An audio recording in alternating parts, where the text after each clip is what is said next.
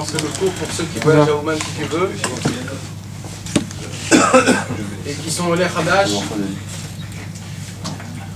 ne peut pas sortir avec le passeport français. Sans avoir la Théouda Mavar. Sans avoir la Théouda Mavar. Celui qui n'a pas la Théouda Mavar, il faut le faire dès demain. Très très important. Ouais, j'ai un passeport français. Donc, pas israélien. C'est juste ceux qui sont israéliens. Deuxièmement, Ouais, je sais si on prend que le français. Deuxièmement, très important, Baruch Hashem aujourd'hui, comment ça marche? Ça marche que tu appelles le mec qui s'occupe des billets, tu achètes le billet, tu allonges l'argent, tu as ton billet, et tu crois que c'est tout. Oula, l'histoire. Ça commence.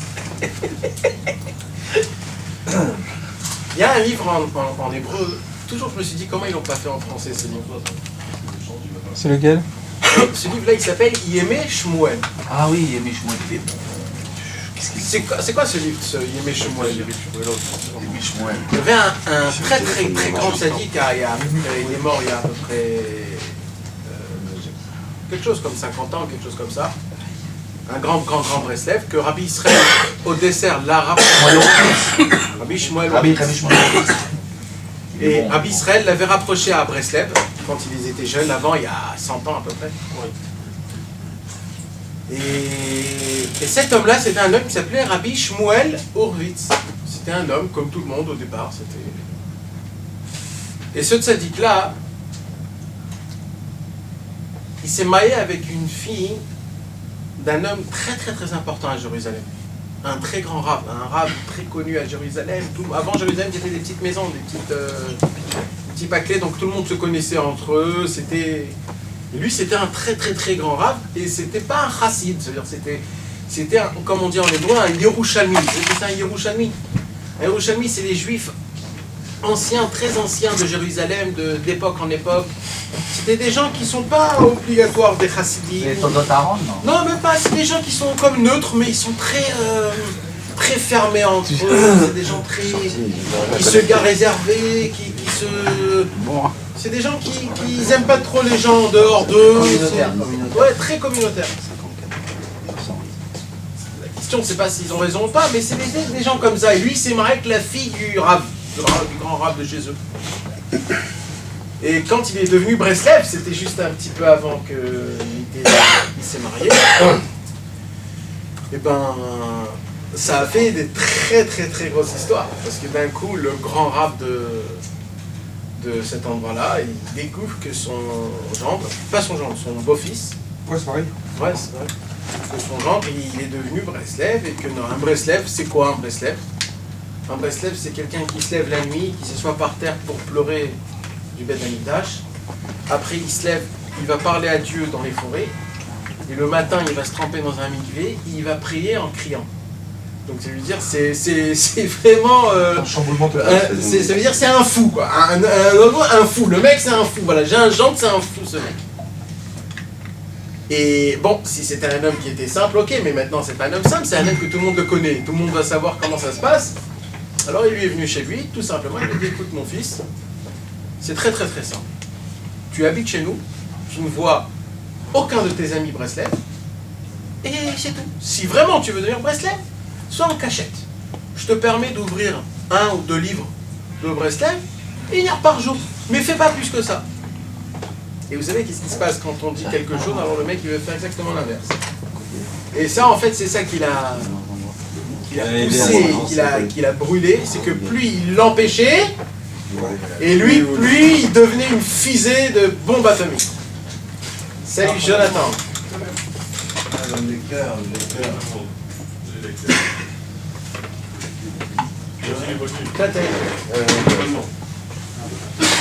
Oh, shalom. Le lecteur est arrivé, monsieur. Et il s'avère que cet enfant-là, il avait à peine 16-17 ans, il était encore tout jeune. C'était tout son commencement il découvrait les Breslev d'avant. Vous savez, les Breslev d'avant, c'est pas les Breslev d'aujourd'hui. Les Breslev d'avant, les gars, Ils ont pris des raclés. si Si vous lisez un petit peu les Breslev d'avant, ça fait la chair de poule, mais je vous dis dans toutes les catégories. C'est pas des rigolos comme nous aujourd'hui. C'était des vrais, comme on dit, des tombeurs. Ces gens-là, c'était des gens que quand tu les voyais avec un œil sincère et tu les regardais, tu te disais, waouh, j'ai honte de cet homme-là. C'est quoi ce truc-là? C'est quoi ça? C'est quoi ce service divin tellement dévoué, tellement annulé, tellement de folie, les mecs, ils se réveillent. Vous savez, avant, c'était pas encore l'État israélien, c'était l'État anglais. À l'époque des Anglais, on ne pouvait pas rentrer et sortir quand on voulait. Il y avait le couvret, comment on dit? Le couvre-feu. Quand arrivait 8h du soir, tout était, le premier qui sortait, il se tirait une balle. Le cotel était fermé, on ne pouvait pas rentrer. Mais les Breslev, ils ne savent pas ce que c'est le couvre-feu, les Anglais, le cotel. Ils disent, mais moi j'ai une âme, moi il faut que je prie. Les mecs, ils rentraient, ils se faufilaient, des trucs de folie, mais t'entendais? Je me disais, mais comment on arrive à faire des choses comme ça? Comment? Mais Kitsour, cet homme-là, ce Rabbi Shmuel Horowitz, il a eu des problèmes de couple très très forts. Parce que vous savez, avant, c'est pas comme aujourd'hui. Aujourd'hui, on se marie, tu connais ta meuf 1 an, 2 ans, 3 ans avant, t'habites avec elle, vous aimez, soi-disant, etc. Vous apprenez à vous connaître. Voilà, il faut que je le connaisse, il faut qu'elle me connaisse, etc. Tout cette manique-là. Avant, c'était chinois. Avant, comment c'était avant? Avant, c'était les familles qui se voyaient. C'est famille un tel, voit famille un tel.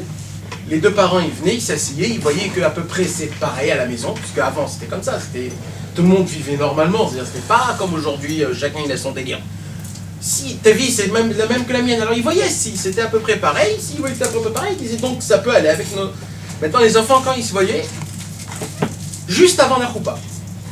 Avant la choupa, on amenait le khatan, on amenait la kala, et le rav il disait voilà, c'est elle, ok? C'est elle. Et ils se mariaient.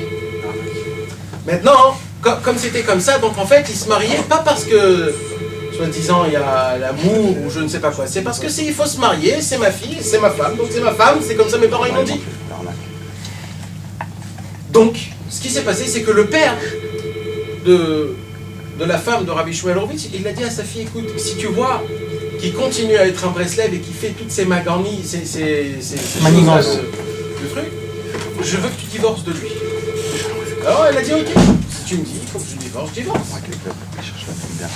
Mais il y a un problème, c'est que Rabbi Nachman de Breslev, il a dit fais en ton pouvoir tout pour jamais divorcer. Rabbi Nachman de Breslev est contre le divorce. Oh. Contre, complètement. Complètement. Contre le divorce. Rabbi Nachman est pour le Shlom Bayit à tous les cas. Tout le temps. C'est très très important. Alors Rabbi Shmuel Horowitz, il a dit à sa femme, même si tu veux divorcer, on ne divorce pas. Et vas-y, les combats, les guerres, tout Jérusalem était comme une... Vous savez, les... Sirlachatz. C'est une soupière. Non. Une marmite. Cocotte minute. Qui va bientôt péter. Tout Jérusalem parlait de ce cas-là. Alors il a dit Rabbi Shmuel Horowitz, si c'est ça, je peux pas supporter parce que c'est sûr que je vais tomber, je peux pas. Combien je peux? Combien? Tout le monde contre moi, combien je peux? Je peux pas. Alors il a dit, il faut que je voyage à Ouman. Maintenant il faut que je vous explique quelque chose. Ouman était fermé, ça faisait déjà plus de 50 ans. C'était le KGB. Pas le KGB, le KGB. Le KGB, c'était à l'époque de... Comment il s'appelait à l'époque? Non, c'était l'époque de... Comment il s'appelle là? Celui qui a fait rentrer en Russie là. Ça. Ivan Draga. Magnifique. Ivan Drago. Draga. Ivan Drago, pas Draga. C'est la même chose. Drago. Alexandre. Berdichov. Non, Kotachov, comment il s'appelle? Celui qui a... Staline. Qu'est-ce qu'il a fait Staline? Gorbatchev. Un putsch. Comment ça s'appelle ce qu'il a créé dans la Russie? Le communisme. Communisme. Bravo. David Elbaz, monsieur. On a eu un cours d'histoire, toi. Comme c'était le communisme, mes amis, personne ne pouvait ni rentrer, ni sortir pendant plus de 70-80 ans à peu près.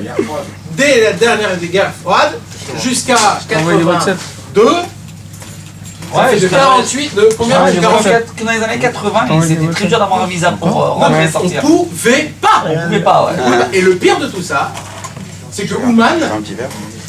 la ville de Ouman à cette époque-là, Pistache amande. c'était une ville de guerre. C'est-à-dire c'est là où ils cachaient toutes les armeries. Et jusqu'à maintenant, c'est une ville militaire. Jusqu'aujourd'hui. Mais aujourd'hui, C'est c'est... une très grosse ville militaire. Avant, c'était une ville que d'armurerie. Donc c'était une ville secrète. Le KGB, il cachait... Donc c'est-à-dire, même si tu voulais aller arriver là-bas, c'était impossible de t'assurer en ancien. Et mes amis... Tu vois, avant que votre femme soit partie ou après? Je te parle là maintenant, là, Ah, en là, 48, récemment. là, en 48. Dès 48 jusqu'à 82. Pendant ce temps-là, il n'y avait pas Ouman. Il n'y avait que un minyan de Breslev qui habitait à Kiev, qui venait en cachette, Rosh Hashanah, 10 personnes, et qui priaient en cachette dans une maison, et qui repartaient vite, sans que le KGB les voie. Pour qu'il y ait toujours un kibbutz de Rosh Hashanah. Mais avant, mais c'est tout. Maintenant, vous savez qu'il y avait plein de gens qui ont essayé de voler le chemin, comment on dit, de voler les barrages. Ils ont été attrapés, ils sont morts. C'est quoi voler De passer. Ils sont morts, ils ont reçu des balles. Des balles, donc tués. Mais ils ont jamais refait au kéver de Rabbi Nachman? Ils ont jamais, Touché le kéver de Rabbi Nachman, c'est bien sûr.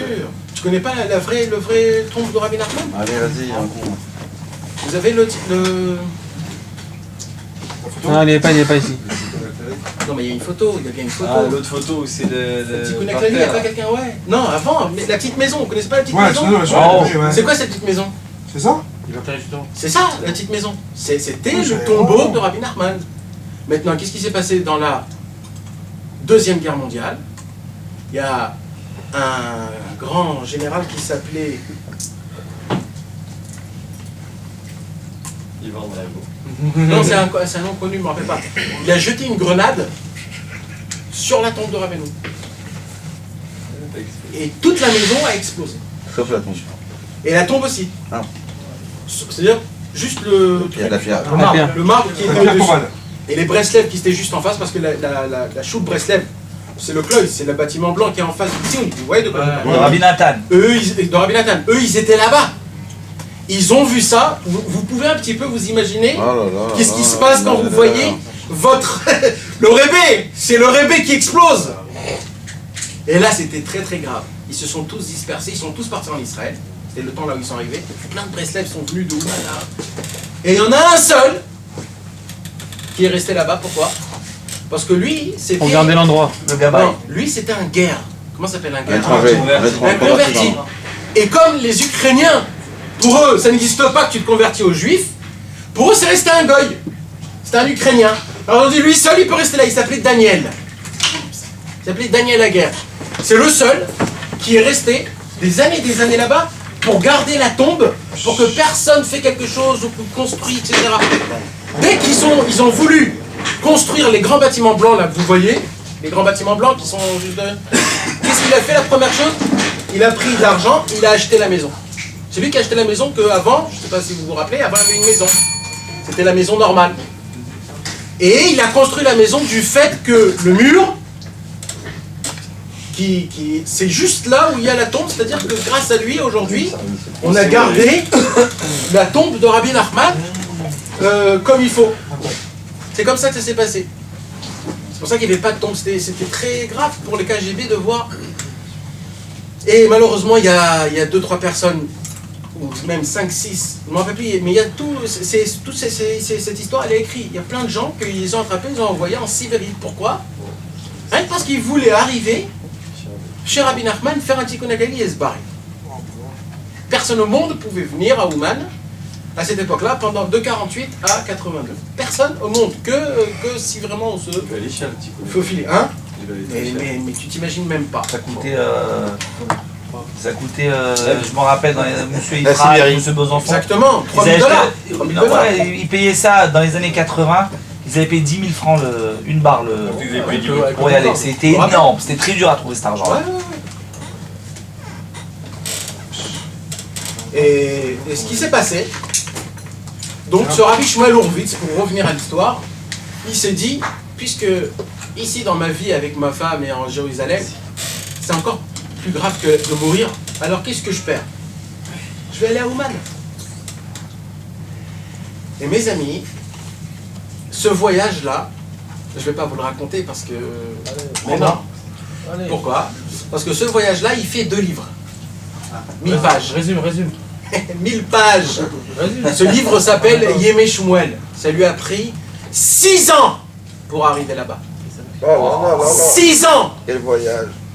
Il allait à pied que la nuit. Le jour, il se cachait dans des champs de blé pour pas qu'on le voie. Toute la journée, il était Allongé. allongé et la nuit, il fonçait. Oh. Et tant des centaines de fois, il faisait un rond. Il tournait autour de lui-même, il n'avait aucune carte, le mec, il connaissait rien, c'était un gamin. Il connaissait rien, il n'avait pas d'argent, il se cachait là, il allait à droite, à gauche. Et on l'a attrapé, on l'a fait rentrer dans des prisons, il s'est faufilé des prisons. Mais si vous lisez, c'est un yoman, comment dire un yoman? C'est un agenda. Dès qu'il est revenu, il a tout écrit. C'est un livre. Quand tu commences à le lire, tu le termines que quand tu as terminé le livre. Tu ne peux pas t'arrêter en plein milieu tellement que ça te... C'est 2 tomes, c'est de la folie combien. Et tout ça, c'était pour arriver 6 ans, il est parti d'où? de Jérusalem. 6 ans. Il est parti en bateau jusqu'à, je sais pas où, Odessa. Il y en a qui disent Et faut être de un peu Odessa trop tard. jusqu'à Ouman, ça lui a pris 6 ans. Le bateau, c'est rien, le bateau c'est 4-5 jours dans toute cette histoire. Ouais, et même, je sais pas exactement, C'est je m'en rappelle plus d'être tellement... Mais c'est de la folie, ça veut Mais dire... Odessa à Oman, il n'y a même pas 5 heures de voiture, il a mis 6 ans. Quand il a dû arriver, il a dû... Il a tourné le pauvre. Elle tourne en rond. 6 ans. Non, mais Il est enterré où, Ravi Shmuel il est enterré à Harazetim. C'est le voyage, c'est un mérite. Mais attends, il était en sakanat de Mita, c'est-à-dire il était en danger de mort tous les jours là-bas. Ils l'ont attrapé, il raconte des choses de folie quand il était assis dans la prison. C'était parce que c'était le KGB. Le KGB, c'était pour un gâteau de trouver un juif et de le torturer, de le tuer. Donc pour lui, il raconte comment c'était un tout rouge. C'était des murs tout rouges. On lui donnait... Ah, il est tombé, c'était quand qu'on l'avait en prison, mes amis? Pessah. Le mec, il peut pas ni boire, ni manger, rien, c'est Hametz. La seule chose qu'on lui donnait, c'était du sucre, des coubiottes, des sucres en carré là. Il a mangé 7 jours des carreaux de sucre. Il ne pouvait rien manger d'autre. Mais des choses de folie. Il avait à peine 22, 23, je sais pas quel âge. Et tout seul, il savait qu'il allait mourir, il faisait tchouva tous les soirs. Pourquoi je vous raconte tout ça, mes amis? C'est parce que si Dieu veut, Ezrat Hashem, on va être peinard, on va monter sur Elal. On va grogner parce qu'on n'a pas reçu notre plat chaud. On va arriver. C'est grave. Est-ce que c'est grave? On suit le temps. On va pas se mettre dans leur galère. Truc, hein. On y va à pied, les gars. On va y aller travailler. La nuit, on va se refiler. Et le jour, surtout, vous ne bougez pas. 6 ans après, on a Jérusalem. On va partir des hâtes. Préparer des bonnes chaussures. On va marcher 8000 km. Il n'y a pas si longtemps, c'était long, c'est un long voyage quand même. Il y a la neige et tout. Pour un autre, tu savais quand tu partais, mais alors pour En Ukraine, mon c'était, frère. 6 ans dans la neige. Tu le savais pas. voilà, quoi. Moi j'étais avec eux pour 82. Il s'est fait arrêter. Moi aussi, j'étais en 82. C'était ma première année. Ouais, moi aussi. Je suis dans le On arrive à Kiev, sous les barreaux. C'est vrai qu'on a un mérite. Non, alors, moi, non, T'as raconté, c'est pas mon ça, frère. moi, ce que je veux dire, si vous avez T'as un mérite raconté. ou pas. Non, un mérite, c'est Toutes les micros, le KGB et tout. Non, c'est Ouais, oui, Nahon, c'est un mérite Baruch Hashem parce qu'aujourd'hui, on est dans un monde que ce monde-là, ça s'appelle le Olam HaTikun. C'est un monde de réparation. Et comme c'est un monde de réparation, dans le ciel, on dit comme c'est la fin, on ne veut pas fermer les portes. Alors celui qui veut une réparation, ça sera facile pour lui. C'est la dernière chance. C'est-à-dire, les gars, c'est la fin. Donc, celui qui veut y rentrer, c'est pour ça qu'on lui dit allez, rentrez vite, c'est maintenant. C'est pour ça que c'est facile. Avant, c'était très dur parce qu'avant, c'était fermé. Alors, je vais vous dire la vérité. Le Sichot Haran, Je suis obligé de l'entraîner. qu'on va étudier, c'est le numéro 40. Elle est hyper compliquée. Elle est vraiment compliquée, on sera obligé d'étudier 2-3 fois. Donc, ce soir, je voudrais, Bezrat Hashem, qu'on parle des événements qui vont se rapprocher. Donc c'est important qu'on puisse essayer de prendre et d'entendre le maximum qu'on peut, Bezrat Hashem, comme c'est le mois de Elul, Rosh Hashanah, qui pour Sukkot, etc. Donc c'est important qu'on en parle un petit peu pour se rafraîchir. Donc pourquoi je vous ai raconté l'histoire de Rabbi Shmuel Horvitz? Je ne vous ai pas raconté, mais je vous ai juste mis au parfum. Juste une question. Ouais. C'est quoi Le mois des loups, c'est un mois, il y a des épreuves en général. Tu vois, dis-moi. Pas que moi. Tu voulais poser une question Non, d'abord. Non, parce que c'est un peu plus long. En gros, parce que Non, mais l'histoire en elle-même, elle dit comment ton Shalom Bayit. Ah, d'accord, ça aussi je vais dire. Alors d'abord, pour te répondre à toi. Tu vas voir un limite. Si je sais pas, après je vais regarder. Alors rappelle-moi de... Mes amis, sachez une chose. Écoutez. Pourquoi je vous ai raconté l'histoire de Rabbi Shmuel Horvitz? Parce que son histoire à lui, mis à part toutes les histoires qu'avant il se passait. Vous savez, un jour, je ne sais pas si je vous ai raconté ça, mais il y a à peu près 3 ou 4 ans, un des derniers vrais Breslev nous a quittés. 3-4 ans à peu près. Et t'as dit? Un tzaddik, un des derniers. Je sais peut-être qu'il y en a, je ne le connais pas, mais ça, lui, il faisait partie des derniers. Il s'appelait Nachman Roussicher. Lui, il a connu le Tzioun de Rabbeinu quand c'était encore une maison. Il a connu plein de Breslev il y a très longtemps, 80 ans, il est mort à 90 ans, il a vu un paquet de Breslev de folie. Et je le voyais tout le temps à Ouman, il arrivait à Ouman, jamais de ma vie en entière, je l'ai vu embrasser le Tzioun de Rabbi Nachman. Et moi, ça me cassait la tête ce truc-là. Toujours je le voyais quoi? Il venait pour faire juste les prières, Shacharit et Marvi. Et après chaque prière, il faisait son tikkun haklali.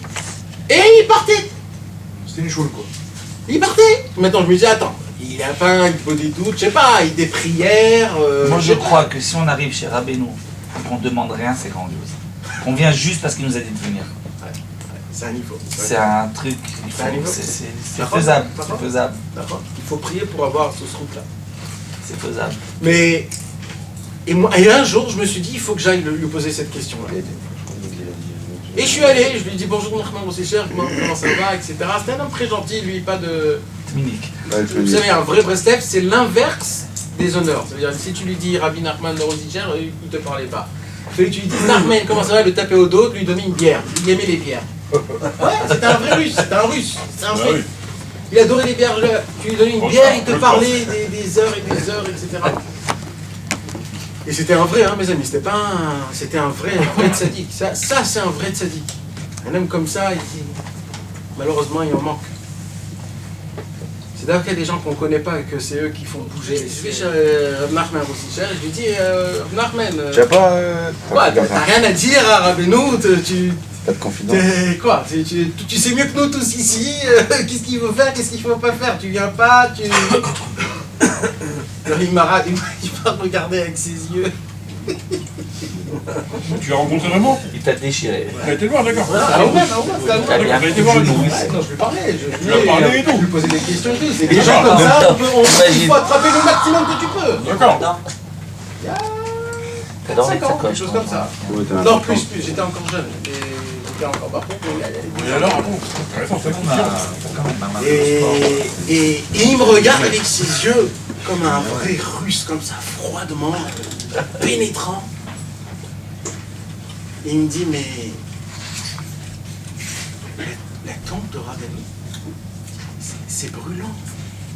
Je comprends pas comment les gens ils peuvent s'approcher. Je dis, moi ça me brûle. Je voudrais l'embrasser, mais ça me brûle. Ça me brûle. Je peux pas. Il me dit, juste de loin, je l'embrasse. C'est trop puissant. C'était pas un menteur, mes amis. C'était vraiment l'inverse. Pour lui, c'était du feu, mes amis. C'était du feu. Et il a dit, j'envie les balais de Chouvaï, parce qu'il y avait tous les nanars et tout. Il dit, il reste des heures et des heures. Moi j'ai pas le mérite. J'ai pas le mérite. Et moi ça brûle trop. Vous n'avez pas brûlé. Vous imaginez, mes amis, c'est quoi, comment avant on regardait l'impression du Tzioun de Rabbi Nachman.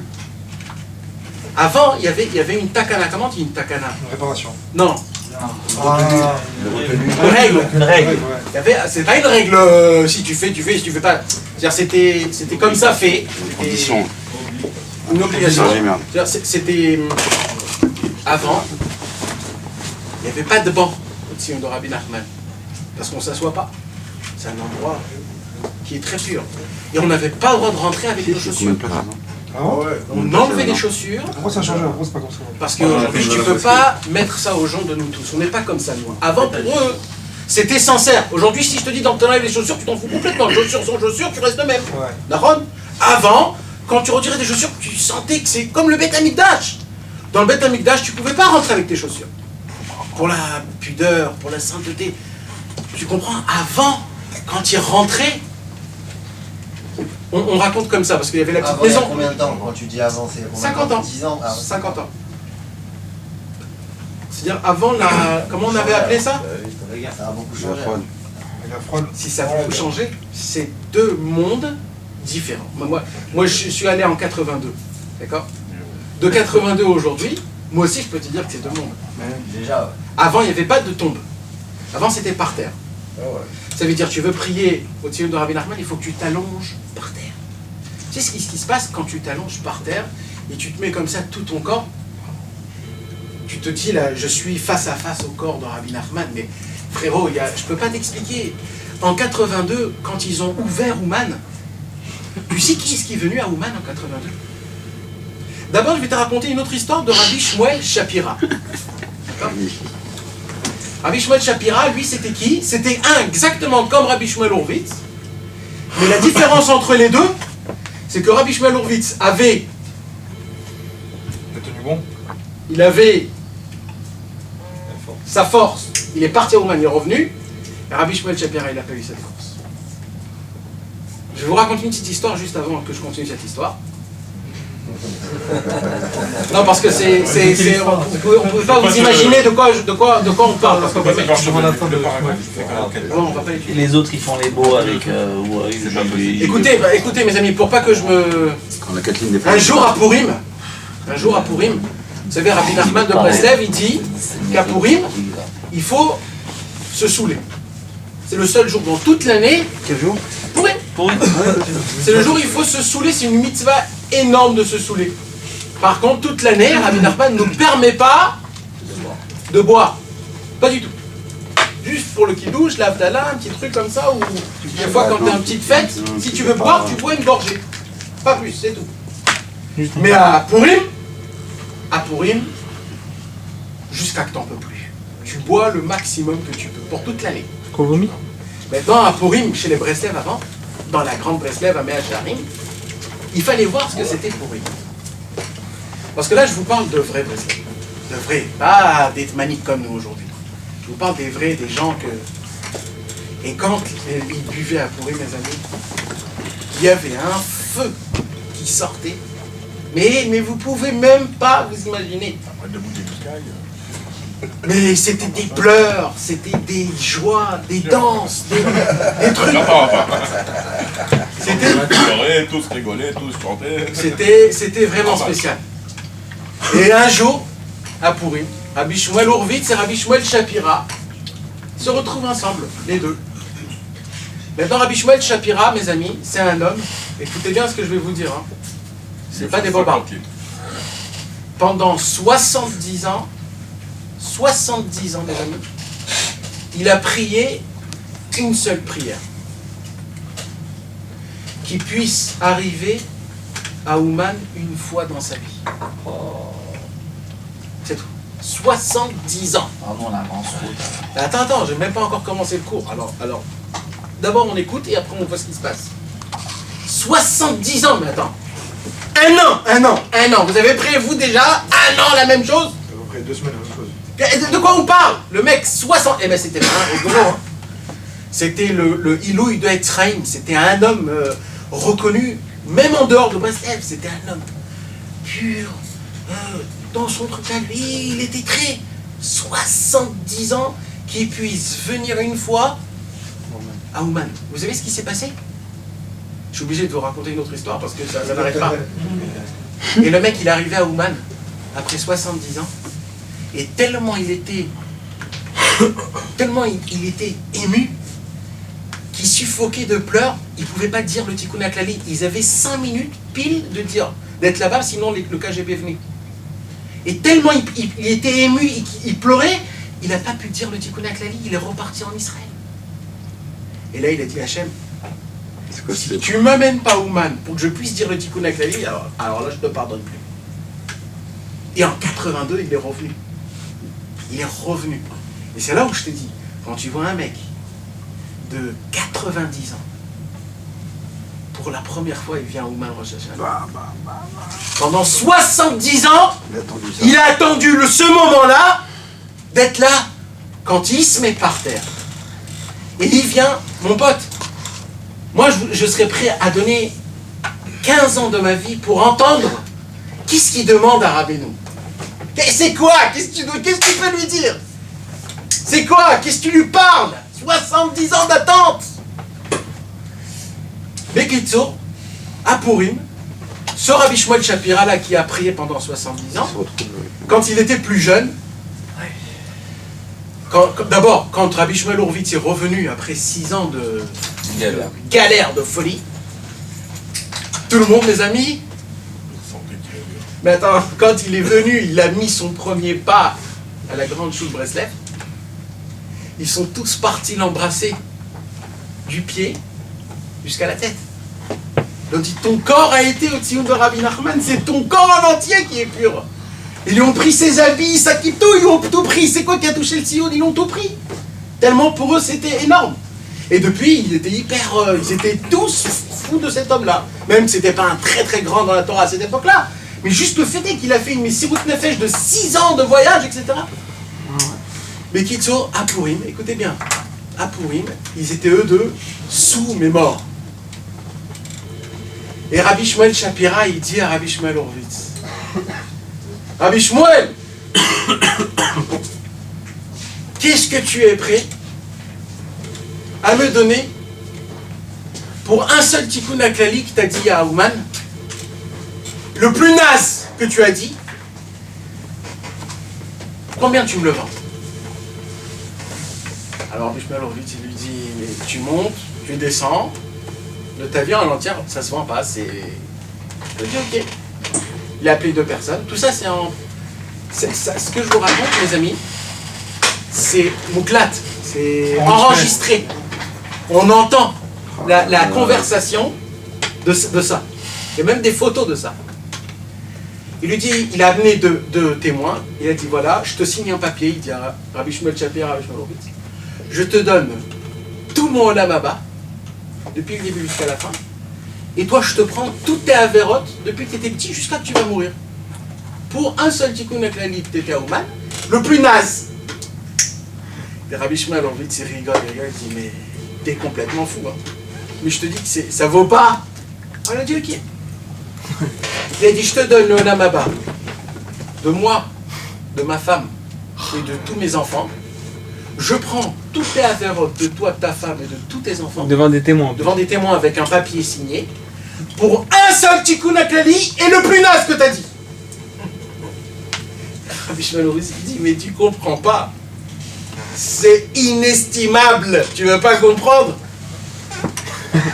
Et Rabbi Shmuel Shapira se met par terre et il lui supplie en pleurant. Des heures. Tout ça, c'est enregistré, mes amis. Des heures. Les pleurs qui... Quand on entend ça, ça fait quelque chose. Ça fait quelque chose. Tu ressens, tu vibres. Mais c'est quoi? Et nous, on va au man, on fait des tikkun. Tu vois un mec de la âgé de 70 ans qui est en train de pleurer, de hurler. Pourquoi? Pour qu'il signe le papier en lui prenant tout juste pour un petit Tikkun HaKlali. Quand il a vu ça, Rabbi Shmuel Horvitz, il a dit, tu sais quoi, je suis prêt à te le donner rien que parce que j'ai de la pitié pour toi. Mais je veux pas ton là, je veux rien. Tu vas pas t'arrêter de pleurer. Alors il dit, tu sais quoi, je te le donne. Et il lui a donné un Tikkun HaKlali. Contre rien. Le lendemain matin, à 7h du matin, on entend quelqu'un frapper à la porte, Rabbi Shmuel Shapira il ouvre et il voit Rabbi Shmuel Horvitz.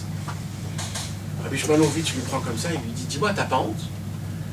Tu me prends quand je suis sous? Alors on va tout reprendre dès le début, je te donne rien, tu rentres dehors, on n'a rien fait. Il lui dit, mais non, mais on a fait un... Il dit, j'étais sous, je peux pas vendre quelque chose quand j'étais sous, je ne veux rien. Il dit, je t'en supplie, je t'en supplie. Et il lui a repris. Il n'était pas prêt de lui donner. Il a tout repris. Et cet homme-là, il a eu le mérite à l'âge de 70 ans d'arriver, après 70 ans, à 90 ans, en chaise roulante. Quand il était en chaise roulante, c'est filmé, hein, sur YouTube si vous voulez. En chaise roulante, quand il est arrivé dans le Tioun, il n'y avait pas on le prend, on embrasse la main. Il s'est jeté par terre devant le Tioun, il n'y avait pas de... Il est resté là-bas des heures à pleurer. Il y avait un autre, en 82, pareil. Cet homme-là, c'était un Breslev qui a fait 16 ou 20 ans de Sibérie. Et on l'a envoyé en Sibérie. Vous savez ce que c'est la Sibérie? Vous ne savez pas ce que c'est la Sibérie, mes amis. Personne ne peut dire qui sait c'est quoi la Sibérie.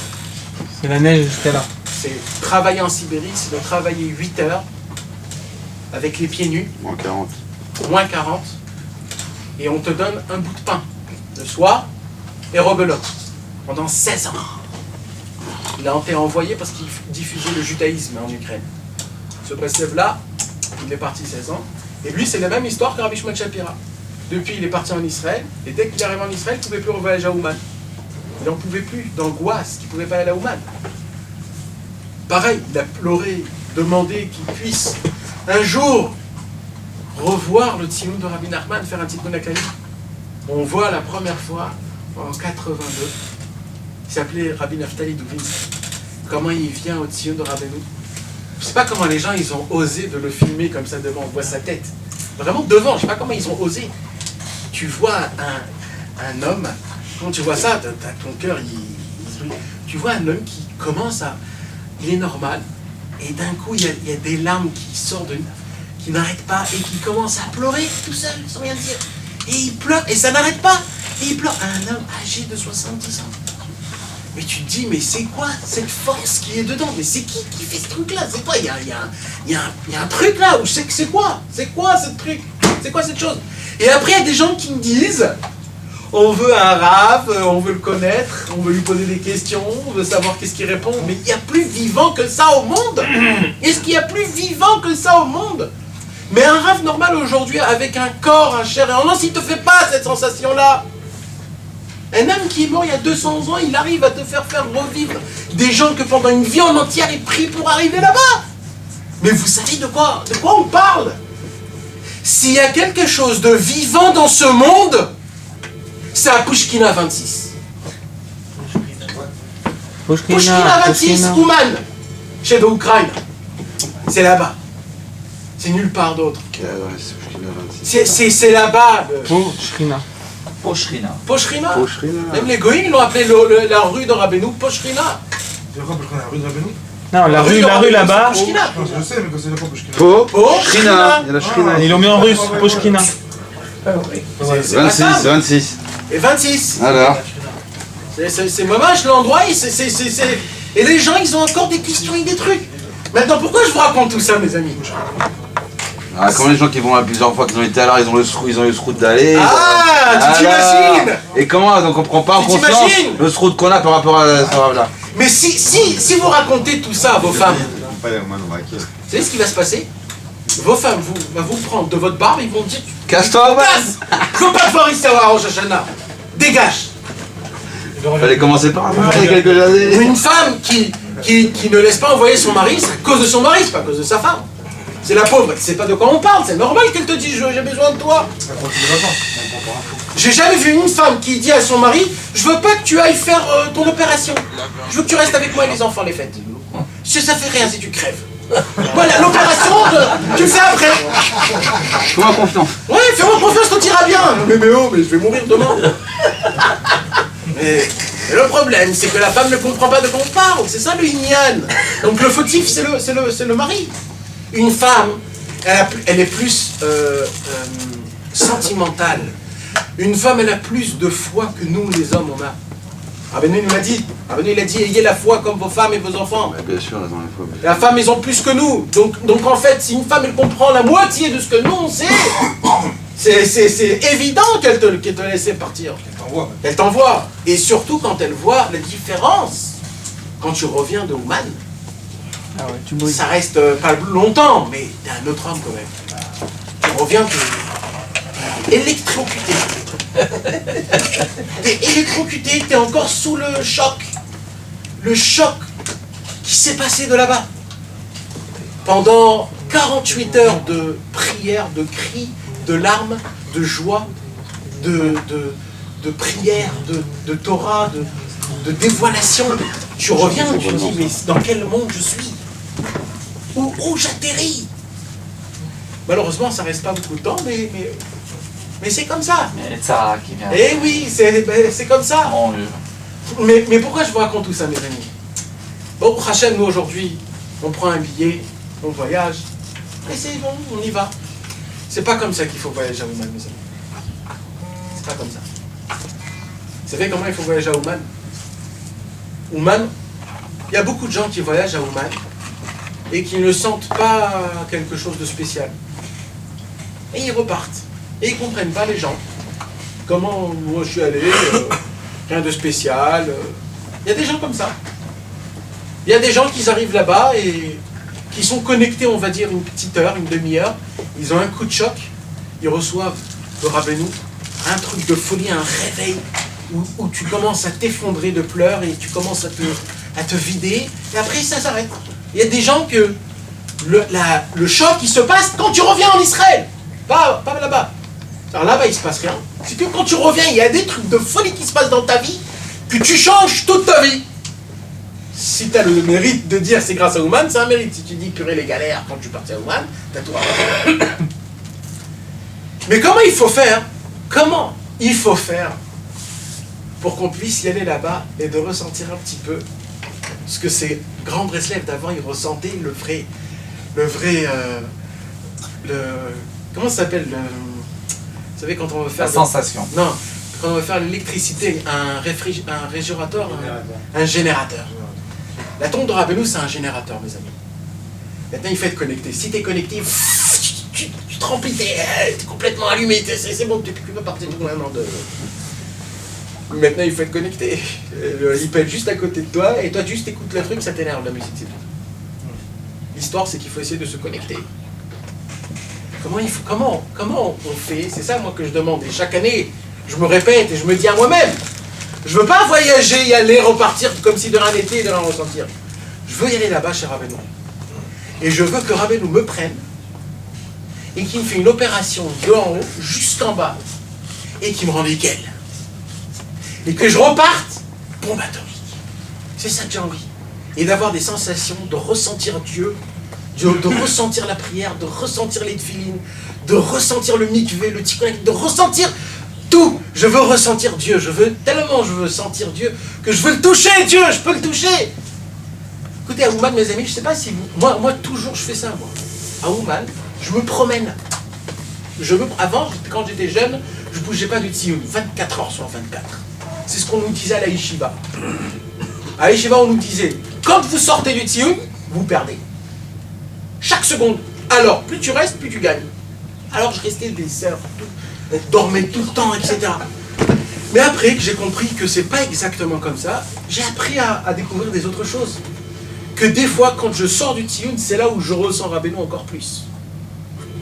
Je me balade. Et vous savez qu'est-ce que je fais? Je vois les têtes des gens qui viennent à Ouman. Rien que les têtes. Je vois le mec avec ses valises, les enfants, ils s'énervent. Le truc, Je me dis, regarde ce mec. Il n'a pas un rond à la maison. Il a pris tous ses enfants avec lui. Il s'est endetté pour 1 an. Toute l'année, il n'a même pas commencé, il est déjà endetté. Ses enfants, il ne sait pas où dormir, il y a le russe qui le crie. Et si tu lui demandes comment ça va, il va te dire je suis au Gan Eden. Tu vois des gens avec des coucous qui viennent super bien, ils ont le truc et tous les amis, ils viennent super contents. Il y a des gens qui sont entre eux, dans leur truc. Il y a 1 milliard, il y a combien 60, 70 000 personnes qui arrivent, il y a 70 000 cas spéciaux qui viennent à Ouman. Chacun a son histoire.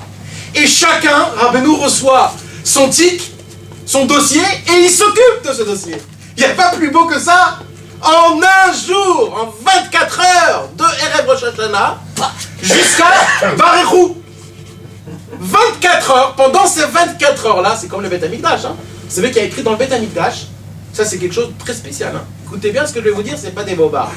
il y a à Pessah une mitzvah, deoraita, obligation, d'amener chaque père de famille un agneau au Beth Amikdash, un agneau pascal, que cet agneau-là, il faut l'amener RF Pessah, c'est-à-dire du matin, c'est-à-dire vers 6h30, jusqu'à 7h du soir, il faut l'égorger, l'enlever sa peau, le brûler et donner cette part à... Mais il y en a qui viennent, j'ai vu moi, des bus, ils arrivent 2 heures avant Rosh Hashanah encore. Il y a même des gens qui arrivent à Rosh Hashanah. Et alors? Et il y a un tikkun ou pas? Bien sûr qu'ils ont un tikkun. Non, parce que tu as dit du matin. Ouais, non, ça veut dire ça, c'est un mot en général, ça veut dire un mot en général, mais le tikkun de Vadaï qu'il a. L'essentiel, c'est d'être ensemble à Rosh Hashanah, le kibbutz. C'est ça, l'essentiel, c'est le kibbutz à Rosh Hashanah. D'être tous ensemble à Rosh Hashanah. C'est-à-dire quoi, tous ensemble? Il y a écrit Mefoura dans Parparot la Chorma. Dormir ensemble, manger ensemble et prier ensemble. Olivier. C'est tout. C'est ça le kibbutz. Tout ce que Rabbeinu nous demande, c'est ça. Avec ça, Rabbeinu. Hein? Alors, pour Pessah, maintenant, combien de familles il y a en Israël? Dans le monde? Les Juifs? De familles? Combien? De familles? On va dire 1 million, on va dire 1 million. Hein? 1 million d'agneaux à égorger, à épecer, à brûler en moins de 24 heures, de 8h du matin jusqu'à 7h du soir. Est-ce que c'est possible ça? Maintenant, c'est que les Kohanim qui peuvent rentrer dans le Beth Amikdash. On va dire combien? Il y a 90 Kohanim, un maximum 90 dans le Beth Amikdash. Il y a un seul endroit où on doit faire le korban, c'est dans le kevesh. C'est un seul endroit. Ça prend un peu de temps quand même. Maintenant, pendant ce temps-là, il faut faire des matzot. C'est RF Pessah. Avant les matzot, ils faisaient RF Pessah. Est-ce que c'est possible ça? Maintenant, si on ne fait pas ça, mes amis, c'est très grave. C'est carrette. C'est très grave.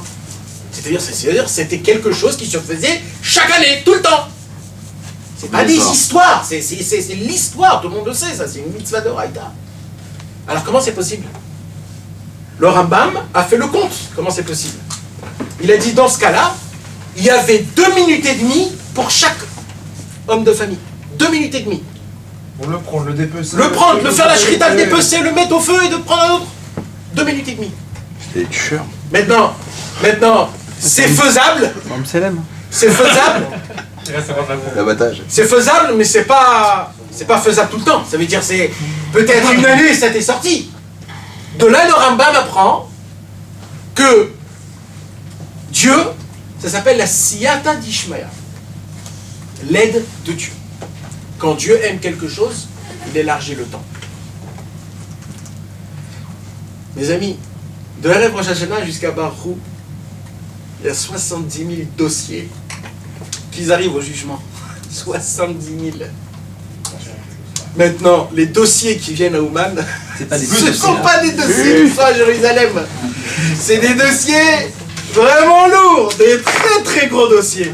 Il y a plus que ça, il y a le dossier de notre femme aussi. Il y a nos femmes, il y a nos enfants, il y a nos familles. Rabbeinu, il a dit je répare les générations d'avant et je répare les générations d'après. Donc même tes arrière-grands-parents, ils en bénéficient. Et malheureusement, aujourd'hui, on est dans une génération qu'un seul péché grave qu'on a fait aujourd'hui, c'est avant des années. C'était des années pour faire un péché qu'on fait aujourd'hui en une journée. Et Rabbeinu, il vient, il disait juste, venez. Et je vais vous dire surtout, kiffez. Ichluma adanim, ushtum antakim. Mangez du douceur. Achetez-vous des bons manger gracieux et buvez des boissons sucrées. Douceur, ouais. Vous êtes nickel. Nickel. Rien que venez, c'est tout ce que je vous demande. Venez. Maintenant la question, tout ça c'est beau, c'est bien, mais moi je veux plus que ça. Moi je veux plus que ça. Moi je veux pas juste venir parce que c'est un super grand kiff aujourd'hui, au Hachem avant, si je vous raconte les toilettes d'avant, les toilettes et le manger. On mangeait du thon. Mais en 82, 83, 84, qu'est-ce qu'on a mangé pendant 4 jours? Dans la catalane. On a mangé du Kugel, nous on venait de France. On sait même pas ce que c'est, les ashkénazes, le truc. Et on nous donne quoi? Des pâtes sucrées comme un gâteau. Et tu manges ça 4 jours à Rosh Hashanah. Mais je me rappelle la tête de mon père quand il a vu ça et quand il a goûté. Mais c'était de la folie, on venait de France, Paris 19e, on avait Lacoste, on est venu avec le truc, le afterchef, et on se voit dans des toilettes de trous, avec de la truc, je veux pas dire quoi, de folie. Le mikvé, il n'y avait pas le temps de faire un mikvé. Maintenant, il y a un paquet de monde, il y avait 1000 personnes la première fois. Un mikvé, on est obligé d'un mikvé. Ils ont payé un tracteur, ils ont fait un trou, et ils ont mis de l'eau, avec la boue. Toute la boue, le truc, il n'y avait pas le temps de ciment, il n'y avait rien. Ils ont fait un trou, ils ont mis, et là-bas ils se sont trompés 1000 personnes, 4 fois par jour. Imaginez-vous qu'est-ce qui se passe, la boue, le truc, imaginez-vous. Et tu rentrais dedans, tu ressortais tout noir. Et il n'y avait pas de douche, hein, les amis. Il y avait l'eau 2 heures par jour. Et pas chaude, hein. Ça n'existe pas le jour. À Ouman, ça n'existe pas. Tu voulais boire, il fallait puire. Jusqu'aujourd'hui, à Ouman, tu puis l'eau comme ça, tu la prends, tu la pompes. Ça, c'était les premiers Ouman, les amis. Donc de quoi on parle? Aujourd'hui, on a un chalet avec des suites, avec des trucs, et la reida à la hache de folie, des kilos et des kilos de viande, et la bourra, la damroute, la pkeila, et on grogne parce qu'on n'a pas le Johnny Walker au bête vache et le truc, etc. Et moi, je veux plus que ça, moi. Moi, je veux beaucoup, beaucoup plus que ça. Vous savez, il y a une année, la première fois, c'est-à-dire une année à Rosh Hashanah, quand à peine je suis arrivé, dès que je suis rentré, alors normalement, Derech Eretz, ça s'appelle, en français on dit le savoir-vivre. Alors normalement, un élève, quand il vient voir son maître, parce que c'est notre maître, Rabbi Nachman, quand il vient voir son maître, ça se fait pas dans le chemin que tu vas de dire bonjour à tout le monde, et t'embrasser comme ça avec ça. D'abord, tu viens dire bonjour au maître, tu l'embrasses, tu dis merci, Baruch Hashem, je suis bien arrivé, merci de l'invitation, et après tu dis bonjour à tout le monde, comme ça. Et quand donc je viens pour rentrer, et j'essaye de pas trop voir tout le monde pour pas qu'ils me disent bonjour, etc., pour que je puisse... Et il y a un mec qui vient, il m'attrape, et il me parle, et comment ça va, et viens ici, assis-toi, et vas-y on fume. Et moi j'ai honte de lui dire, écoute frérot, je viens à peine d'arriver, juste dis-moi, laisse-moi. Mais non, il prend la tête, maintenant il appelle un deuxième, troisième, quatrième, et 5, 10 personnes autour de moi.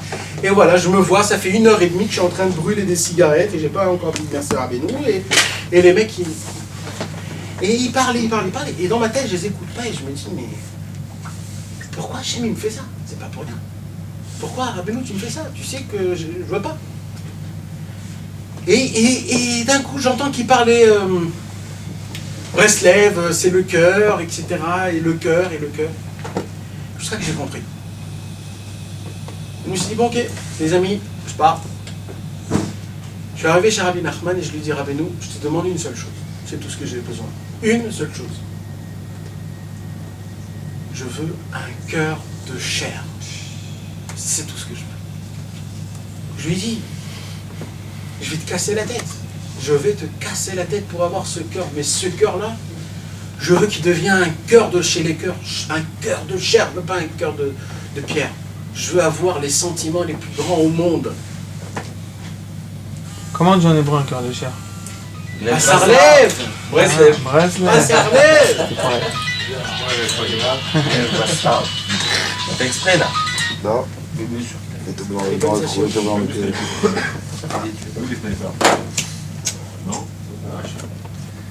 Ah ouais, on répare même les fautes que nous on Non, n'a je pas suis fait protégé, des... je vois c'est 4000 personnes par année. Et alors? Rabbeinu, il faut demander pardon à Hachem sur tout ce que tu as fait en général. Le bidouille. On va faire un bidouille. Surtout.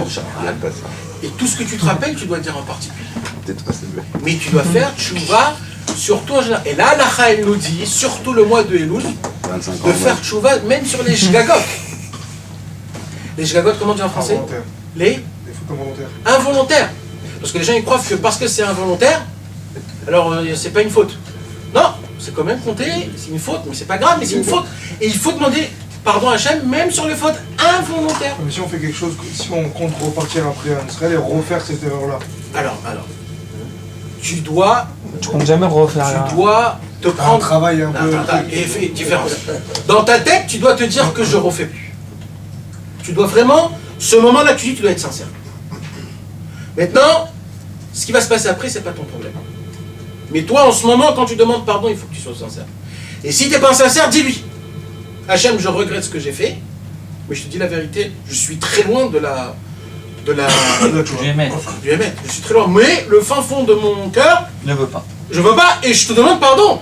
Je te demande pardon, même ce que j'ai fait, et même sur tout ce que je vais faire après, je te demande pardon. Ah, c'est fort ça. Ouais. C'est comme ça qu'il faut faire. C'est balèze. C'est très très balèze. Ça veut dire que tu sais que tu vas tomber. Un long à l'âge, mais à condition que tu le refais pas. Oui, mais attends. Ça veut dire quoi la question que tu C'est refais pas? une question. T'es un homme, mon frère. On tombe tous. Non, moi c'est pour premier. cela qu'il faut au moins le moment où tu demandes pardon. Il faut vraiment le regretter. Et j'ai- Il faut le regretter. Faut pas- Et qu'est-ce qu'on fait alors? Parce que tu Ouais, reprends le hypocrite. même trait, tu reprends et tu dis je veux pas et tu reprends et ça en finit plus. Alors, c'est pour ça qu'il dit Rabbi Nachman. Toi, ne regarde pas le futur. Même si tu crois que tu sais ce qui va se passer demain, après-demain, même dans une heure, tu dois sortir en boîte, on t'attend, les amis. T'attends en boîte. Toi, à ce moment-là même, tu dois te mettre... Ça prend du temps, mais c'est comme ça, c'est un travail de tchouva. Il faut essayer de se mettre dans sa tête et de te dire dans ta tête, maintenant, si j'efface tout mon monde et je regarde que ce péché-là, et je suis en face de toi, Dieu, je te demande pardon et je veux complètement me détacher de ce péché-là. Si tu arrives à ce point-là pendant ce moment-là même, tu as gagné. Il faut être sincère, Alma saute. Ça, Rabbeinu, il a dit les hypocrites, je les vomis. Je les vomis. C'est quoi un hypocrite par rapport à Rabbeinu? C'est dur, il y a des niveaux à ça. les Il y a des niveaux. Voilà. Il y a des niveaux à ça. Je veux pas rentrer dans des exemples parce que c'est... Non mais moi je veux savoir un exemple. Non, en tout cas, faut être sincère, Hypocrite, faut ça être veut dire sincère. quoi? J'ai pas compris moi. De pas vraiment regretter. Tu fais un truc que tu sais que tu vas faire, tu regrettes pas vraiment. Tu dis pardon pour l'autre ménique pour te dire c'est bon, Hypocrite, c'est quand tu efface-moi, viens chez c'est bon, Rabbeinu, oublie. tu dis Rabbeinu, je vais être un grand bracelet, je vais être un grand sadique, aide-moi s'il te plaît, voilà, je t'embrasse et je pars. Si c'est pas vraiment ce que tu veux, ouais. Mais attends, mais c'est quoi là? Je suis Aladdin, je suis quoi exactement? Je suis un génie qui te répond à quoi? C'est quoi? Touche la lampe, on y va, c'est parti pour l'année. C'est vraiment ça ce que tu veux? C'est vraiment ça ce que tu veux? Sois émette, sois sincère avec toi. Tu viens chez Rabbeinu, tu dis Rabbeinu, je suis dans un état, je sais même pas quoi te demander, je ressens plus rien. Par contre, mes envies sont énormes pour toi, énormes. Fais quelque chose. C'est pour ça, c'est très important d'être sincère devant ton maître, parce que là, c'est pas... Là, c'est ton maître. Là, c'est ton maître. Rabbi Nachman, quand tu viens chez lui, il va t'entendre, et par rapport à ce qu'il va t'entendre, il va te donner ton travail de tout ce que tu vas faire pendant cette année-là. Comment? Au fur et à mesure de ta vie, des amis que tu vas rencontrer, des livres que tu vas lire. Il va te donner les introductions. C'est ce qu'il a dit. Si on ne me raconte pas, je ne peux pas aider. Maintenant, si tu joues l'hypocrite, alors Rabbeinu il dit, mais c'est quoi ton problème?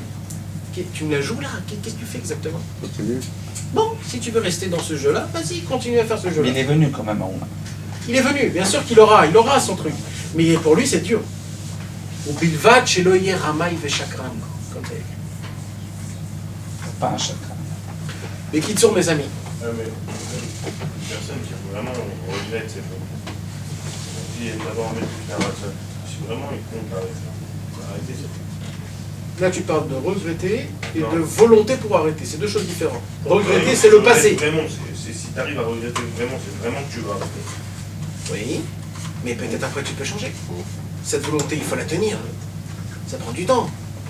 Il faut l'endurcir, il faut la Après, la travailler. volonté, bah oui, il faut que ça dure. Là maintenant, par exemple, on parle de Ouman. On a tous un petit peu une petite chaleur de Ouman. On ressent quelque chose. Dès qu'on va franchir cette porte, tout va descendre. C'est un muscle. Il faut lui donner du manger.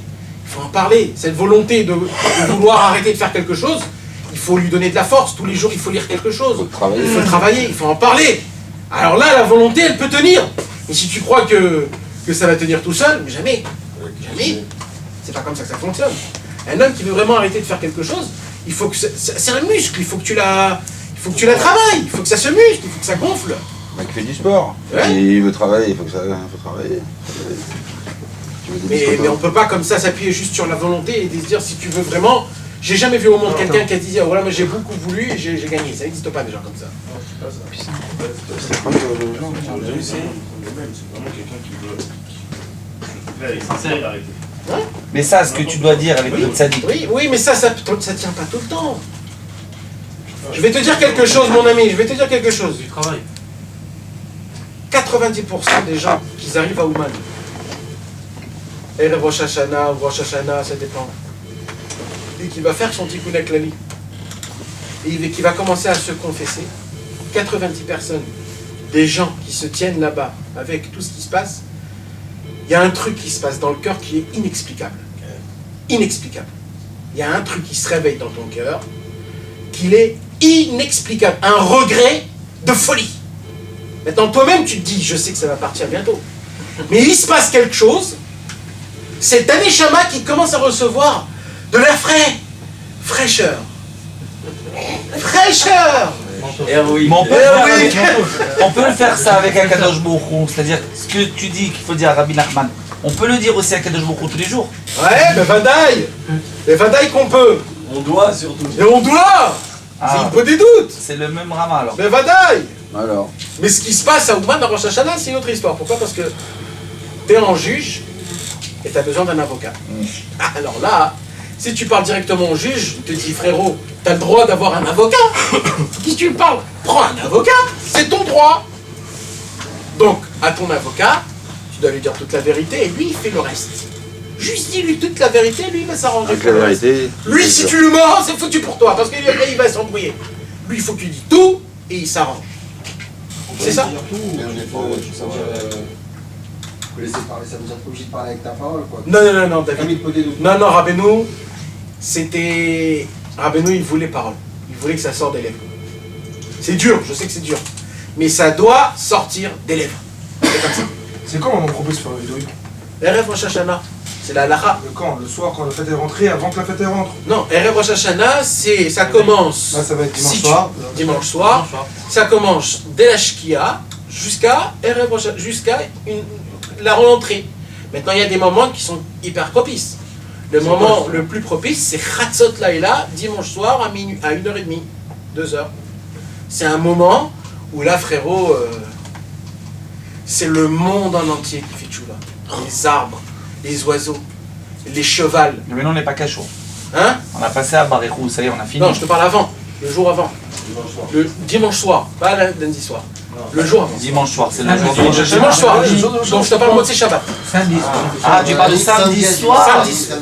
Qui, eux, ils sont en jugement, les arbres, les trucs et tout. Quoi samedi soir? Non, pas le jugement. Tous, ils commencent à faire. Attends, samedi soir ou dimanche soir? Samedi soir. Je sais pas, c'est quand, Jachana? C'est Dimanche soir. C'est dimanche soir. Donc ça commence dès samedi soir. Samedi dans la nuit. Samedi dans la nuit. Tu pars quand, Romain? Khatsot de dimanche. Je parle mardi, cette semaine. Donc tu dis le Ah, donc il n'y a Khatsot pas de show la de... semaine prochaine. Le Khatsot de dimanche matin, là, il est puissant. C'est un Khatsot. Je te dis, c'est la création globale qui demande pardon à Dieu. Alors c'est le Tikkun Klali Olami, alors à midi. Exact. C'est pour ça qu'ils font. Ah, et c'est bien de le faire avant. Ah, c'est très important. Il n'y a pas quelque chose de jamais plus haut que Hachem il adore quand une chose se fait Ensemble. Ça passe dans le monde, en Amérique, jamais en fait, Angleterre, en France, en Amérique. Tout le monde y sait, à midi, même en Israël. Je l'ai Dans jamais toutes les fait. radios d'Israël. J'étais au marché en haut, je l'ai jamais fait. Je faisais les clignotes. Nathan, c'est bien samedi soir, c'est pas pendant la fête. Non, C'est la veille. je parle pardon, le vidéo. Tu sais quoi? Je me disais, c'est le seul moment où il n'y a personne au marché, comme Pour ça acheter les packs de je peux faire mes courses. Bah oui. Alors que c'était hyper important. Le magasin il est vide, le magasin il est vide. Il y avait Jusqu'à pas la- de là-bas. comme ça, je crois. Le magasin il est Je te vide. jure, je me suis dit, ils sont tous à Mais on a vendu des tickets. Moi, je peux aller là-haut tranquille. T'as pas vu, t'avais pas honorable cet achat Mahomet. Il t'a fait quoi? En français. J'ai fait le En contraire. français. C'est ce qu'il faut. Là, il faut faire Tikkun. Ah ouais, il est Fallait bien. plutôt acheter, fallait plutôt faire les courses. Ouais. Ça, c'est dommage. Il faut que je lui dise, dommage, j'en ai pas apporté. Il fallait en apporter. Bah vous apportez rien. Bah ouais, il faudra à Ouman en Rosh Hashanah, je crois qu'ils vont en apporter. Je De vais quoi vous en prendre, laisse rattacher. De quoi? Le vidéo en français. Le Rida. Ouais, mais on peut faire de notre cœur, dire Rabbeinu. Bien sûr, ça c'est juste pour si quelqu'un il veut rajouter. Ah mais c'est bien aussi, c'est... On l'a fait le vidéo du Rida au mois de juin. Le Kitsour, c'est un temps propice, ce samedi soir et dimanche, jusqu'à dimanche soir. C'est le temps, il dit Rabbi Nachman, imaginez-vous, il a dit pourquoi je vous demande de y aller faire une Podedou dans la forêt, pourquoi? Parce que Entre les arbres, parenthèses, ils montent là-haut. entre parenthèses, Bah, ça c'est vibre. pas obligé. D'accord, on peut faire une bonne doute là où on veut, quand on veut, etc., etc. Mais Rabbi Nachman, il a donné un petit joker. Il a dit, je vous donne un petit conseil, la forêt, c'est top. Maxime. Maintenant, il dit, Rabbi Nachman, pourquoi je vous ai demandé d'y aller dans des forêts, de se casser la tête, aller là-bas, et tu entends un craquement truc. Arrête. Et T'as peur. pourquoi Toi, tu l'as qui Kiryat Sharon la Il dit fois. Rabbi On a en face de la Nachman, maison. il dit Rabbi Nachman, mes amis, écoutez. Il dit, vous savez, c'est écrit dans les livres que chaque fleur, chaque branche, chaque feuille, il loue Dieu 24 heures sur 24. Mais qu'est-ce qu'il a, ce téléphone? Putain, vous avez pris combien les mecs? Il sonne jamais comme ça dans la journée. Jamais. Elle fini. Elle fini, mec. Ton gars, il arrête pas. Non mais il est têtu, qu'est-ce qu'il veut? La guerre des assurances, c'est les assurances. Mais lui, le pauvre, il doit être en lambeau. Il doit avoir un problème, le gars. Là. C'est la mutuelle. Sûr, hein, il a C'est la perdu mutuelle. Son père ou sa mère. Il est sur le point de clamser le mec, vous merde. C'est pas sa carte de crédit qu'il a perdu là. Je suis pas pris en charge. C'est la mutuelle. Putain, il est en train de mourir alors. J'ai pas pris en charge, j'ai pas pris en charge. Je suis pas couvert. C'est l'assistance qui appelle en Qui fait. sont mes amis? Chaque plante, chaque feuille, elle prie Hachem. Elle loue. Perek Shira, vous savez ce que Loue, c'est le c'est Perek prier. Shira? C'est quoi le Perek Shira, mes amis? C'est le chant de la création. Shlomo Ameler, notre roi Salomon, c'est lui qui a écrit le Perek Shira. C'est quoi le Perek Shira? Souffle-lui. On peut le jouer dans quel livre? Hein? Quel livre on peut le jouer? C'est ça qu'il est tout à l'heure. Il a dit tu m'as tué avec un truc. Ça t'a dit à la forêt. Il va avoir un truc, il est pas en charge. Il y a le grand livre de Télib là, à Breslev, là, à la fin il y est. Ouais, j'ai en français, c'est pas en hébreu. En hébreu, mais je pas en français, en français, je l'ai. On peut le trouver en hébreu. Perek Shari dans les grands livres de Télim, non? Le grand Télim. Normalement, en vérité, ça se trouve partout en vérité. Mais dans les Teilim, les Tfilotes, et les Tikkun HaKlali avec Perek Shira. Il y a des Tikkun, j'en ai vu, je sais pas où exactement, mais j'en ai vu plein. C'est-à-dire, c'est diffusé, c'est pas quelque chose de. Faut une bonne pute, Je connais pas peur en français. Shlomo Ameler, le roi Salomon, Qu'est-ce qu'il dit le cheval? Vous éparpillez pas là. le On roi va commencer le cours. Le roi Salomon, vous savez que Dieu Il doit rentrer là. lui a donné la sagesse la plus haute et la plus grande au-dessus de tous les hommes. Et le roi Salomon Avec les animaux. savait parler le langage de chaque animal.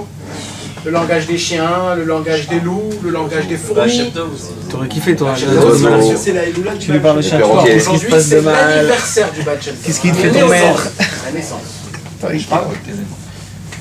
Et ce qui s'est passé, c'est que d'un coup, Shlomo, il a compris, il comprenait ce qu'il disait toute la création du monde.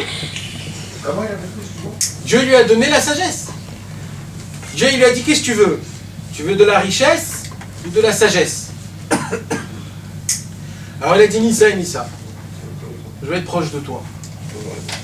Ah, si tu veux être proche de moi, je vais te donner le gros lot. fais Et exprès. proche de moi, et la sagesse. et la Non, est-ce que la clim, elle fait comme ça? Elle s'ouvre là, elle vient vers toi. C'est pour ça qu'on dit qu'il était sage.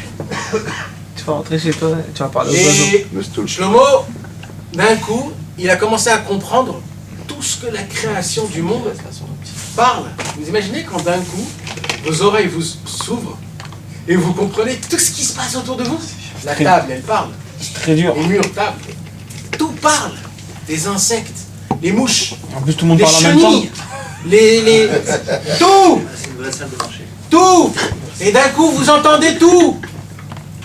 Et Shlomo Ameler, il a dit, vite, il faut que j'écris. Il a pris un papier. Avec Chira. Bah, Perek Shira. Non, mais les animaux, ils disent quoi? Il Bah, dit tu ça sais, toute tu lis la dans le journée Perek Shira. en autre façon. Mais il Ojoun, dit ça toute la Tu l'as journée. pas le Perek Shira? Ah, c'est leur rythme des C'est leur hypo des doutes. En français. Il a écrit ce que Voilà, chacun, là. Tu sais ce il qu'il a écrit dit dedans. tout le temps. Comment il loue Dieu. Non, en hébreu. Je vous dire, mes amis, vous êtes proche de la caméra, donc on vous entend plus vous. Ouais, arrêtez de parler s'il vous plaît. Hein. Donc quand on vous parlez, c'est- Il a dévoilé des secrets, lui, attention. Et il dit Rabbi Nachman, vous savez que le Baal Shem Tov, il connaissait aussi ce langage. Ah bon? Ouais. Le Baal Shem Tov, il connaissait ce langage. Même Rabbeinu, il connaissait. Ah, écoute. Et le Baal Shem Tov, plus que ça. Le Baal Shem Tov, il a dit, moi je sais quelque chose que Shlomo ne sait pas.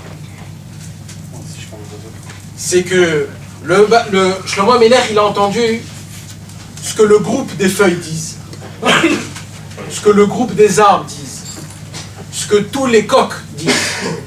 Mais moi je sais, il a dit le Baal Shem Tov, chaque fleur, il a en particulier une louange en plus qu'il y a Dieu. Et je les connais tous. Une louange en plus que les autres. Ils disent pas. Chacun il a son appel. Tous les coqs pareil, les fourmis pareil. Ça je les connais, il dit. Et le Baal Shem Tov a donné ça à son fils. Le Baal Shem Tov a donné les codes spéciaux pour savoir entendre toute la création du monde. On va en faire un autre. Ça a été donné de génération en génération jusqu'à Rabbi Nachman, puisque Rabbi Nachman était le petit-fils du Baal Shem Tov. Rabbeinu savait. Il a dit maintenant, écoutez mes amis, je vais vous donner un secret que personne n'a encore appris.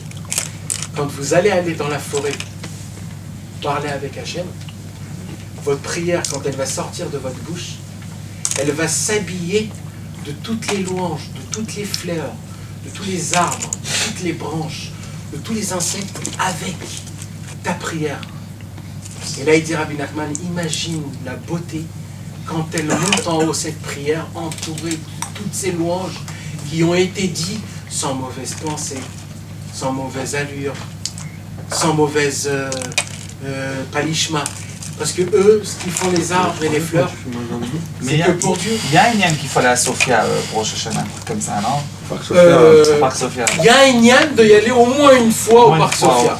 Ouais. Rabbi Nachman, il a dit, il n'y a pas un coin où j'ai pas fait de beau des doutes là-bas. Wow. Alors allez ressentir ce que j'ai laissé. Ça fait du bruit encore. Rabbeinu, il faisait aussi Mincha. Syrah, il dit qu'il a fait Mincha. Ouais, je sais pas si c'était là-bas.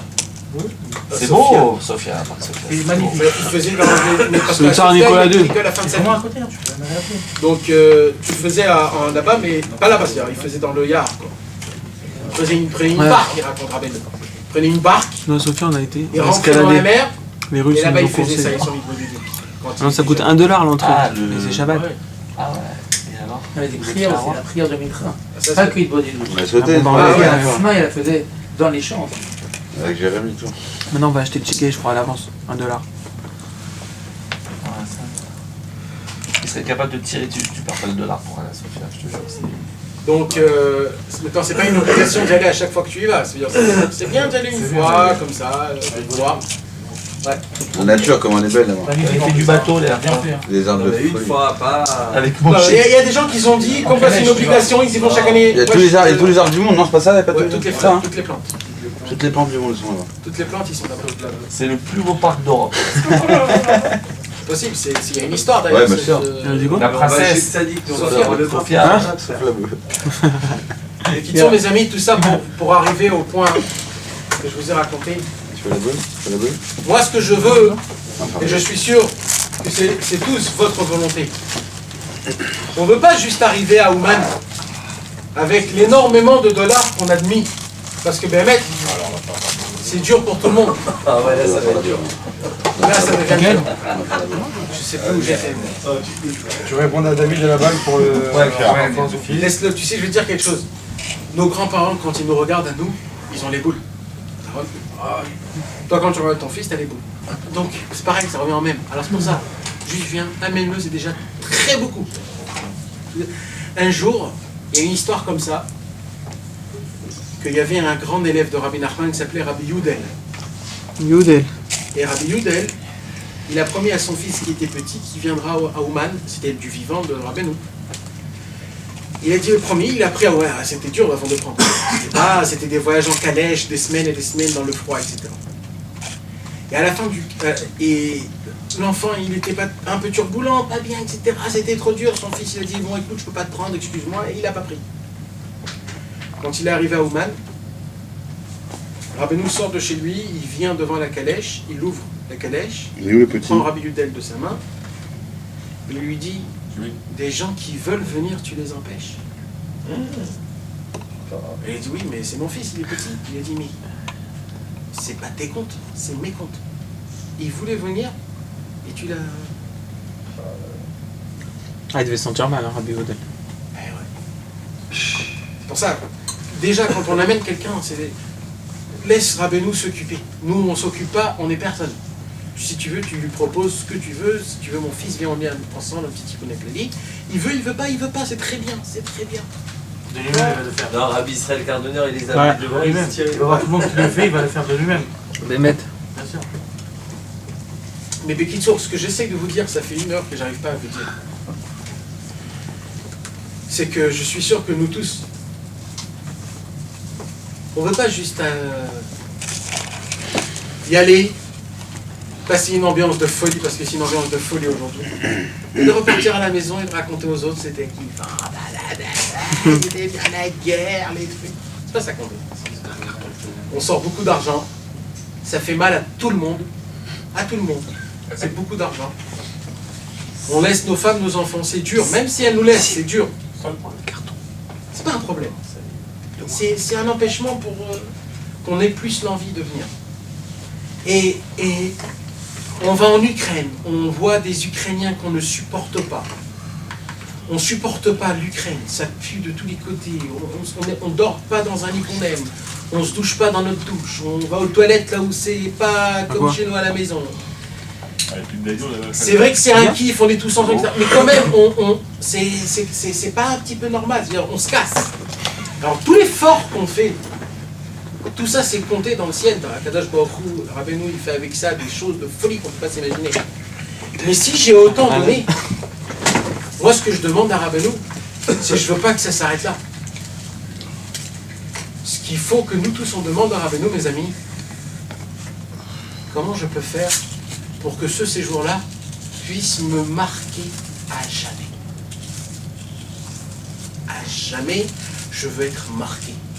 Je veux que mon cœur éclate pour cette spiritualité. Éclate. Je veux qu'il bat à 180 à l'heure. Je veux ressentir tout mon corps en entier, des frissons de tout mon corps, du pied aux têtes. D'un réveil spécial que je ressens, que Rabbeinu me reçoit avec ses 2 bras et qui m'accueille avec une grande pitié miséricorde, avec un sourire. Et pas méchamment, parce que des fois malheureusement on reçoit des coups, c'est pour réparer, c'est comme ça. Mais que ça soit par gentillesse, que ça soit comme un papa qui reçoit son fils, comme il n'a pas reçu depuis longtemps. Je veux que mon voyage puisse me marquer à tout jamais. Que je puisse me rappeler qu'une fois dans ma vie, quand j'ai fait ma prière, tous les mots, ils sortaient du sidour tellement que j'étais épanoui. Et ça, il fallait demander à Rabbi Nachman en lui disant, Rabbi Nachman, je suis venu de très loin, je me suis fatigué, j'ai allongé un paquet d'oseille. C'est vrai que... Mais, je te demande en retour, en plus de tout ce que tu vas me donner, rends mon cœur de pierre un cœur de chair. Je vais être un homme vivant. Je vais être un homme sensible. Je vais être un homme sensible, oui. J'ai pas honte de le dire. Je vais être sensible à toi. Sensible à Hachem. Sensible à une histoire qu'on raconte. Je veux être sensible, je veux revivre. Je veux vivre la vie, la vraie vie que la Torah nous raconte. C'est l'essentielle chose importante qu'on doit demander à Rabbi Nachman. Et je vous promets que quand on a ça, on a tout. Tout. Les plus grands problèmes qu'on puisse avoir, Chas v'Shalom, quand un homme il a un cœur, il peut arranger tout. C'est ça, mes amis. Et pour ça, il faut être prêt, il faut se préparer dès maintenant. Il y avait un jour, Rabbi Nathan, il avait un problème. Rabbi Nathan n'arrivait pas à avoir des enfants. Ça faisait des années qu'il était marié, il n'arrivait pas à avoir des enfants. Et toujours il se disait, après qu'il s'est rapproché de Rabbi Nachman lui dit, j'attends que le moment il soit prêt, qu'il soit dans un... Et je vais frapper à sa porte et je vais lui demander une bracha pour avoir des enfants. Et à chaque fois qu'il se préparait pour frapper la porte, pour rentrer dans la chambre de Rabbi Nachman et lui demander une bracha pour les enfants, il avait un blocage. Des fois il se disait quoi, je vais venir avec tous mes problèmes, je vais lui... puis demander des enfants quand il vient de nous dévoiler une bombe atomique comme il y a une demi-heure, mais ça se fait pas. Et à chaque fois, il avait un blocage. Et le temps, il passait. Et Rabbi Nachman, il savait tout ça. Et il essayait. Jusqu'à qu'un jour, il s'est tenu, il a dit, là, je frappe. Là, je frappe. Il vient pour frapper, et c'est Rabbeinu qui ouvre la porte. Et Rabbeinu lui dit comme ça, tu sais pourquoi tu n'arrives pas à me demander des choses? Parce que tu ne demandes pas assez à Hachem. D'abord, parle à Hachem, et tu verras comment ça sera facile de me parler. Vous savez, beaucoup de fois, on vient chez Rabbi Nachman et on ne sait pas trop quoi dire. On ne sait pas. On ne peut même pas parler. Des fois, on a tellement de choses à dire, on ne sait pas par quoi commencer. On se chamboule. On ne sait pas, il y a plein de... C'est émouvant, c'est... En vérité, c'est un manque de demande à Dieu. Il faut d'abord demander à Dieu ce que tu as. Il faut en parler. On a maintenant une semaine avant notre voyage, une semaine et demie. C'est maintenant qu'il faut commencer à se préparer, chacun.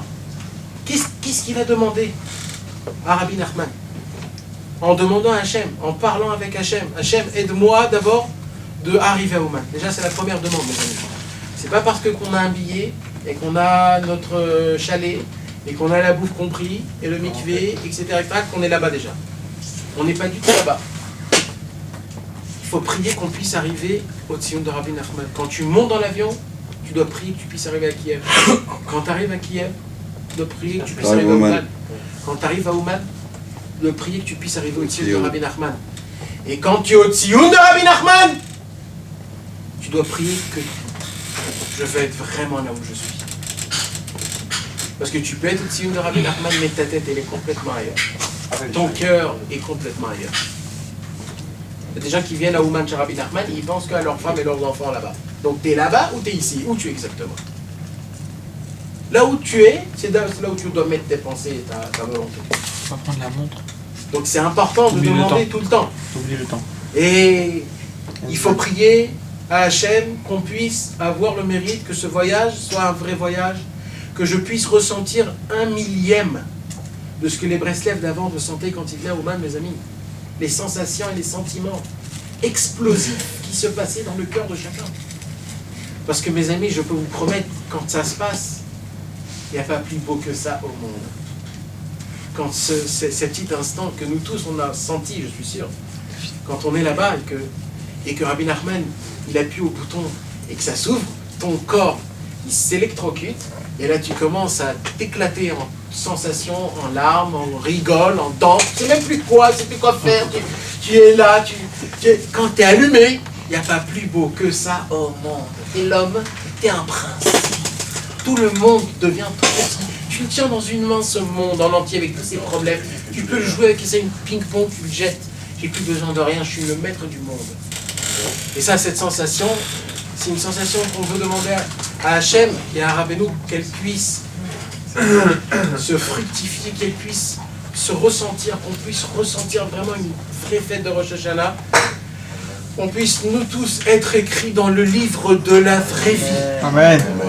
Nous, nos femmes et nos enfants, qu'on puisse vivre une vraie vie, pas une vie on l'étale, une vraie vie, une vie qui a été vécue. Parce que pas toutes les vies sont vécues, mes amis. Un homme qui vit une vie dans son travail, et dans ses problèmes, et il râle et il pleure sur son problème, ça ne s'appelle pas une vie vécue. Une vie vécue, c'est pas juste subir, c'est de la valoriser, de profiter de chaque seconde, de dire merci à mon Dieu que chaque seconde je vis, je suis en bonne santé, j'ai ma femme, j'ai mes enfants, j'ai un toit, j'ai ce qu'il faut, Baruch Hashem, je vis. Ça, c'est une vie vécue. Ça, c'est une vie qu'un homme, il dit, voilà, cette journée, c'était une très bonne journée. Baruch Hashem. Je suis dans mon lit, j'ai un coussin, j'ai des couettes. J'ai un matelas. Baruch Hashem. Et que Dieu puisse faire que cette année qui va venir, Bezrat Hashem, soit une année d'abondance, de guérison, de mariage, de plein d'enfants et de filles, de bonne éducation. Et surtout, qu'on puisse tous se prendre en main en essayant de se rapprocher de Dieu, d'avoir un cœur de chair. Je te coupe avant que. maintenant, on n'a pas commencé. Pour le Chodesh Elul. Il était super le verset 40. hein. Il était- Il y a une sorte de Shmuel. On a même 40, on n'a pas dit. Il est minuit.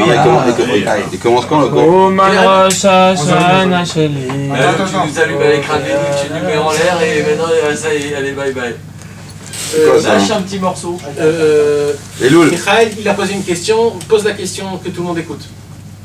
Non, j'ai posé la question, est-ce que c'est normal que. Est-ce que le mois des Loul, c'est un mois où on a des épreuves en général? Si tu vas au Man, oui. Non, pas ça, j'entends beaucoup par autour de moi des personnes. Oh, il y va, il est. Si tu vas à New York, non. Il y a eu des questions pour eux. Alors, je vais vous dire quelque chose, mes amis. Rabbi Nachman de Breslev a dévoilé la Torah numéro 6.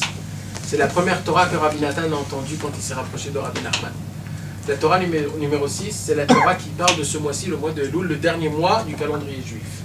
Le dernier mois du calendrier juif, chaque jour de ce mois-ci est équivalent à chaque jour de toute l'année.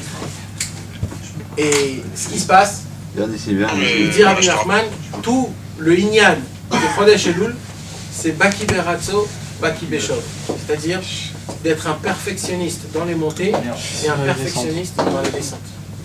Un professionnel. Un professionnel dans les montées, Un expert. un expert dans les montées et un expert dans les descentes. C'est quoi un expert dans les montées? C'est quand un homme il monte dans la Vodat Hashem, dans la spirituelle, alors des fois il peut se perdre et il se la pète. Et il dit ouais, je suis proche de Dieu, j'ai étudié, je connais, je sais de quoi on parle, et ça. Il dit Rabbi Nachman, Il veut que ça, lui. parce que tu as commencé, tu montes, ça y est, tu perds, tu gonfles, tu deviens orgueilleux.